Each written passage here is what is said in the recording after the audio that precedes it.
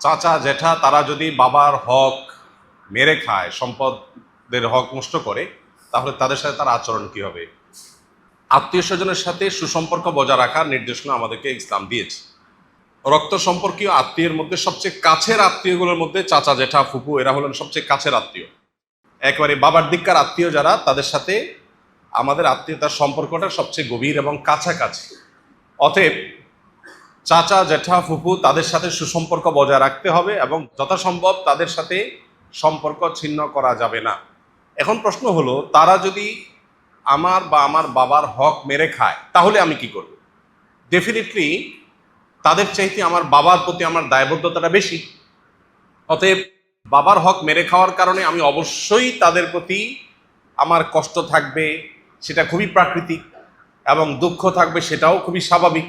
কিন্তু at the same time তারা আমার রক্ত সম্পর্কীয় আত্মীয়। এই জন্য তাদের ওই অন্যায় কাজের প্রতিবাদ, সেটার বিহিত প্রতিকার, এটার জন্য আমার চেষ্টার পাশাপাশি তাদের সাথে সম্পর্কটা ছিন্ন না করে সম্পর্কটাকে টিকিয়ে রাখার চেষ্টা আমাকে করতে হবে। একটু কঠিন, একটু জটিল। একদিকে আমি আমার প্রতি, আমার বাবার প্রতি করা অন্যায়ের প্রতিবাদ করব, সেটার বিহিত চাইব, আবার অপরদিকে তাদের সাথে সম্পর্ক ছিন্নও করব না।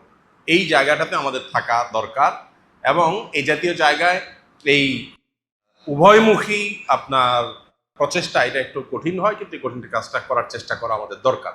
কোনো কারণে যদি মনে হয় যে না, তাদের সাথে সেই সৌহার্দ্যপূর্ণ সম্পর্ক রাখতে গেলে উল্টা বরং তারা আমারও ক্ষতি করবে, তাহলে তাদের সাথে সম্পর্ক না রাখা, দূরত্ব বজায় রাখা, এটা শরিয়া দৃষ্টিকোণ থেকে নাজায়েজ না। কারণ আল্লাহ বলেছেন, ওয়ালা তুলকু বিআইদিকুম ইলা তাহলুকা লা দরারা ওয়ালা দিরারা, নবী আলাইহিস সালাম বলেছেন। এই জন্য আপনি ধ্বংসের দিকে, ক্ষতির দিকে নিজেকে ঠেলে দিতে হবে না। আত্মীয় আপনার ক্ষতি করবে, তারপরেও যেতে হবে, নট নেসেসারি। তবে বাবার সাথে যদি দূরত্ব হয়ও, আমি চেষ্টা করব আমার সম্পর্কটাকে স্বাভাবিক রাখার, এবং একই সাথে সুযোগ থাকলে অন্যায়ের প্রতিকার চাওয়া, দুইটার মধ্যে সমন্বয় করার চেষ্টা করবো। আল্লাহ আমাদেরকে তৌফিক দান করুন। কোনো ভাইকে দাওয়াত দেওয়ার ক্ষেত্রে কিভাবে দাওয়াত দিলে তিনি আমার দাওয়াতটা গ্রহণ করবেন, এটা বোঝা একটা গুরুত্বপূর্ণ ব্যাপার।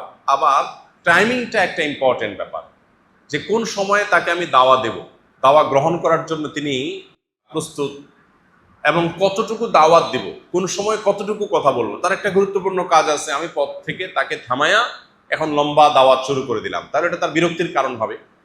এই বিষয়গুলোকে যদি কেউ মেনটেন করে দাওয়াতি কাজ করেন, এরপরেও তার অগোচরে, তার অজান্তে, তার অলক্ষ্যে মাদউ, যাকে দাওয়াত দেয়া হলো, তিনি মনে কষ্ট পেয়েছেন, অথবা উল্টা তার মধ্যে রিয়াকশন হয়েছে, তিনি আরো দিন থেকে সরে গেছেন, এরকম যদি হয়, তো আশা করা যায় যিনি দাওয়াত দিয়েছেন তার গুনাহ হবে না।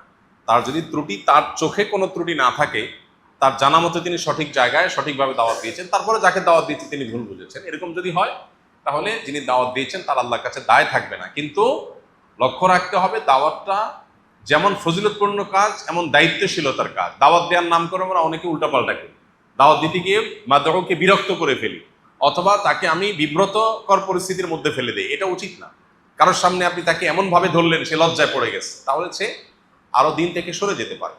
আর হাতে পায়ে ধরার ব্যাপারটা হলো যে আপনি কাউকে নামাজের জন্য, দিনই কোনো কাজের জন্য, ভালো কোনো কাজের জন্য আহ্বান করবেন বিনয়ের সাথে, সে আহ্বান করতে গিয়ে যদি হাতে পায়ে ধরেন, পায়ে ধরাধরি তো আমাদের সমাজে সচরাচর মানুষ করে না, অর্থাৎ জেনে তেন কাজে পাও ধরে না।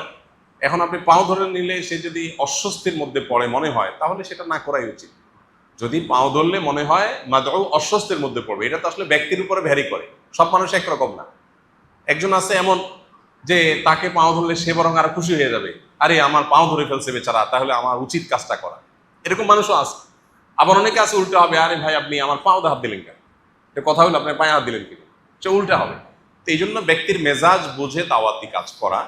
আর সচরাচর যেহেতু আমাদের দেশে পাও ধরাধরির লেভেল পর্যন্ত মানুষ যায় না, পাও ধরা কোরআন এবং হাদিসের দৃষ্টিতে মানুষকে পাও ধরে কোনো বিষয়ে অনুনয় বিনয় করে বলার কোনো নজির সচরাচর নাই। কিন্তু এটা কোরআন হাদিসে থাকা না থাকার সাথে যতটা সম্পর্কিত, তার চেয়ে বেশি এটা ওরফ। অর্থাৎ আমাদের সমাজে কাউকে খুব অনুনয়ের সাথে, বিনয়ের সাথে কিছু বলতে গেলে তখন তারা হাত পায়ে ধরে বলে মানুষ। তো এই লেভেলে যদি বলে, তাহলে সেক্ষেত্রে এটা হারাম হবে না, নাজায়েজ হবে না, যেহেতু আমাদের ওরফ এবং সমাজে এটা জাস্ট একটু জোরালোভাবে হৃদয়ের গভীর থেকে রিকোয়েস্টের একটা প্রকাশ। সেই হিসেবে এতটুকু করা যাবে। আসুন্নাহ ফাউন্ডেশন, উম্মার স্বার্থে সুন্নাহর সাথে।